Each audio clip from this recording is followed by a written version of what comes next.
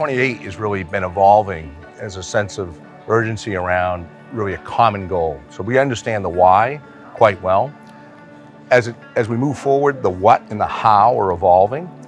What do we need to do in terms of displacing high fossil fuel emissions with low fossil products and energy? Those kind of whats are still being thought through, what scale, what speed. But certainly when we get to the how, there's even more uncertainty. What's going to come first? Is it more solar, more offshore wind? All of these things are really being moved through the system with an ecosystem of suppliers, operators, technology providers.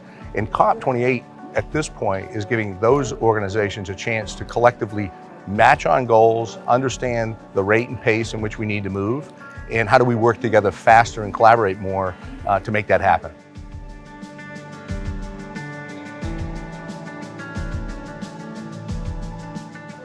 So Ansys is the #1 simulation company in the world, and the responsibility of that work in every industry to improve product performance, efficiencies, cost of service, and the overall life cycle cost of a carbon in both the design of a product and its use in the field. And as that progresses in the energy space, Ansys is really focused on how do we make things more efficient?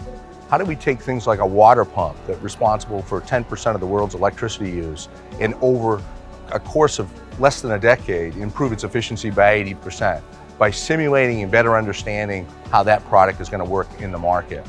And historically, folks have approached this development process and this system of systems performance improvement through trial and error, test and tweak, build and break.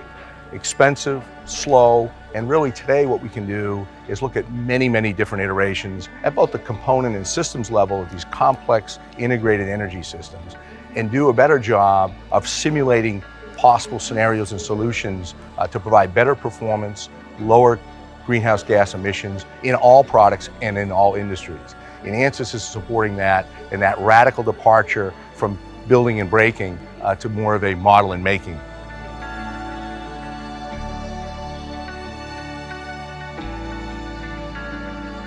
You know, at the Sustainable Innovation Forum, we're spending a lot of time talking with both our customers and their suppliers.